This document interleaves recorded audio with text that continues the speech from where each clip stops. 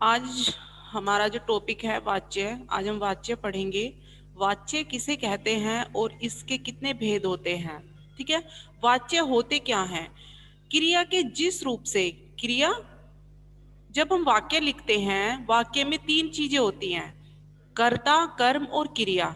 ठीक है ना। हम यही तो चीजें पढ़ते आ रहे हैं कि वाक्य में तीन चीज होती हैं, कर्ता, कर्म और क्रिया। तो यहाँ पर क्या कहा गया है, ध्यान से पढ़िएगा। जो इसकी परिभाषा है इसको थोड़ा ध्यान से समझना।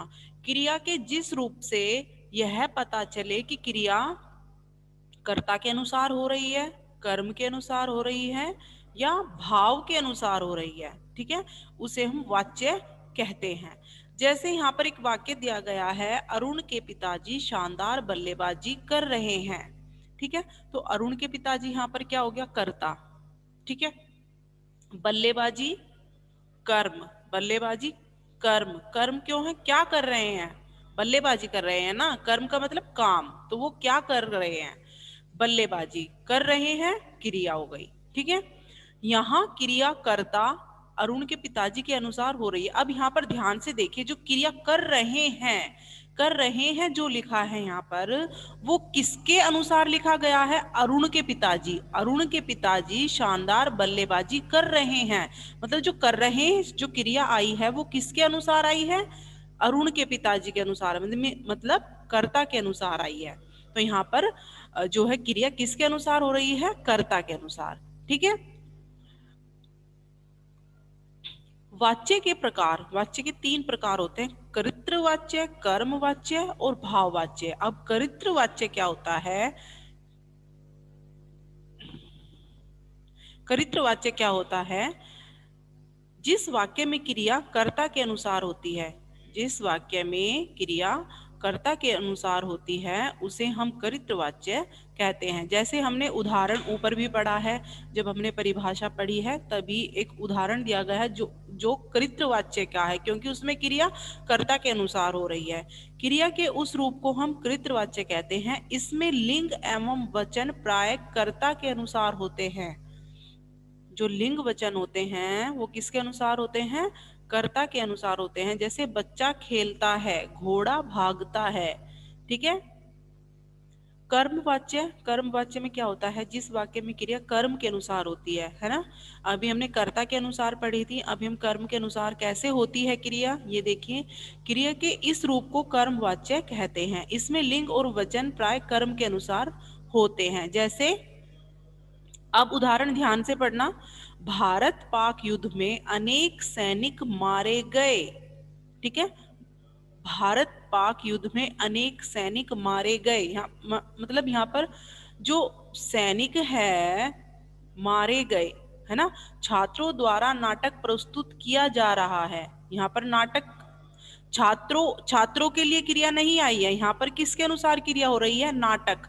नाटक प्रस्तुत किया जा रहा है, मतलब नाटक जब एक है तो क्रिया भी उसी के अनुसार आई है, नाटक प्रस्तुत किया जा रहा है ना। अगर यहाँ पर कर्ता के अनुसार क्रिया होती तो छात्रों के लिए पीछे क्रिया बदल जाती। यहाँ पर कर्ता के अनुसार नहीं है, जो क्रिया आई है वो कर्म के अनुसार आई है। मेरे द्वारा पुस्तक पढ़ी गई, पुस्तक पढ़ी गई, पुस्तक के लिए यहाँ पर क्रिया आई है, पुस्तक पढ़ी गई। ठीक है। बच्चों के द्वारा निबंध पढ़े गए, यहाँ पर निबंध के लिए क्रिया आई है, निबंध पढ़े गए। ठीक है। सभी को समझ में आया। अब देखिए यस भाववाच्य क्या मैम। होते हैं, भाववाच्य क्या होते हैं।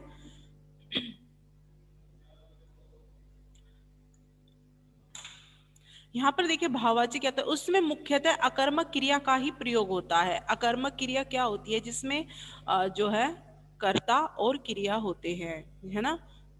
अकर्मक क्रिया में कर्ता और क्रिया होते हैं, सकर्मक में कर्ता कर्म क्रिया तीनों होते हैं।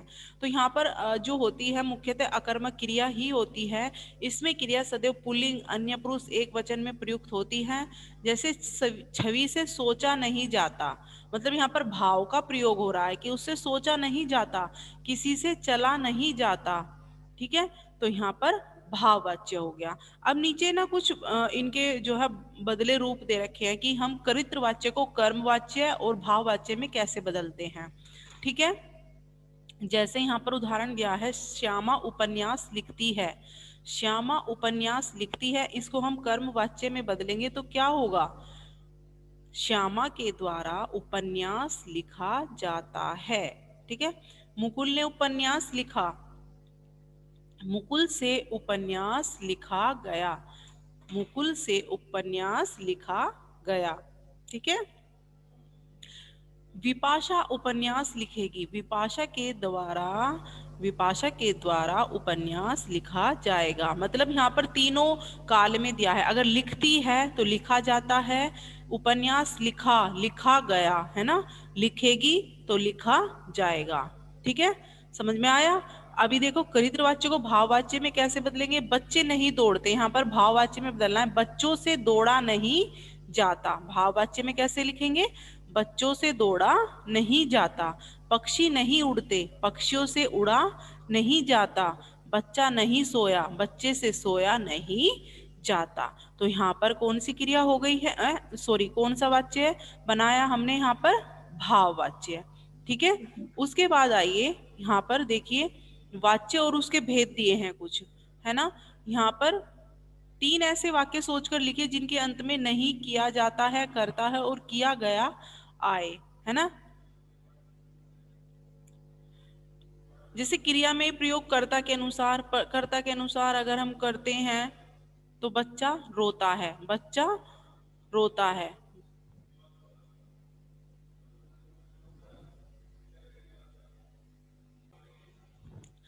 अभी देखिए दिए गए वाक्यों को पढ़िए। अविनाश घुड़सवारी करता है, मेरे दादाजी से दौड़ा नहीं जाता। यह कहानी नगमा के द्वारा पढ़ी गई। मनीष और सैम खाना खा रहे हैं, शिल्पकार के द्वारा अद्भुत मूर्तियां बनाई जा रही हैं। उस तोते से अब उड़ा नहीं जाता। ठीक है, कुछ ये वाक्य दिए हैं। अब देखते हैं नीचे क्या दिया है।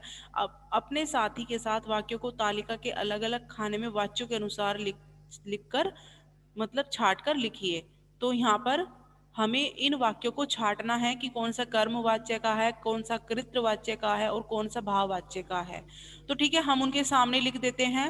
अविनाश घुड़सवारी करता है, ये कौन सा वाच्य है, कृतवाच्य। कौन सा वाच्य है, कृतवाच्य। कृतवाच्य। ओके, मेरे दादाजी से दौड़ा नहीं जाता, तो ये कौन सा वाच्य हो गया है, भाववाच्य। भाववाच्य। Very good. यह कहानी नगमा के द्वारा पढ़ी गई, कौन सा वाच्य हो गया, कर्मवाच्य। कर्मवाच्य। मनीष और सैम खाना खा रहे हैं, ये कौन सा वाच्य हो गया, कर्तावाच्य। करित्रवाच्य, कर्तृवाच्य। ठीक है, शिल्पकार के द्वारा अद्भुत मूर्तियां बनाई जा रही हैं, ये हो गया कर्मवाच्य। अब तोते से उड़ा नहीं, उस तोते से अब उड़ा नहीं जाता, तो ये हो गया है भाववाच्य। आपका भाववाच्य। Very good. नेक्स्ट इसमें है वाक्यों की पहचान करित्रवाच्य, कर्मवाच्य और भाववाच्य के रूप में कीजिए। मतलब यहाँ ऑप्शन दिए हैं कौन सा कर्मवाच्य है, करित्रवाच्य हो और भाववाच्य है। केरल की बाढ़ में सेना द्वारा राहत कार्य किया गया, कौन सा वाच्य होगा यहाँ पर, कर्मवाच्य। ठीक है, लोगों द्वारा बाढ़ ग्रस्त इलाकों में सामान भेजा गया, ये कौन सा वाच्य होगा, कर्मवाच्य। कौन सा वाच्य होगा, कर्मवाच्य। मुझसे और चला नहीं जाता, भाववाच्य। भाववाच्य। Very good.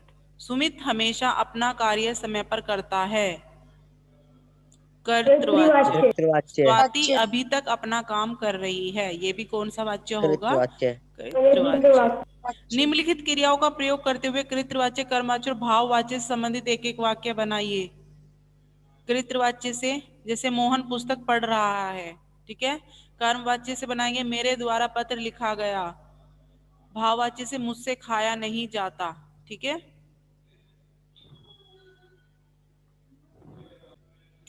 दिए गए रिक्त स्थानों की पूर्ति कीजिए। ईटानगर में स्थित 14वीं शताब्दी का एक ऐतिहासिक किला है जिसे डैश भी कहा जाता है, इटा फोर्ट। क्या कहा जाता है, इटा फोर्ट। राजधानी आइजोल डैश से भी अधिक पुराना शहर है, 115 साल से भी अधिक पुराना शहर है।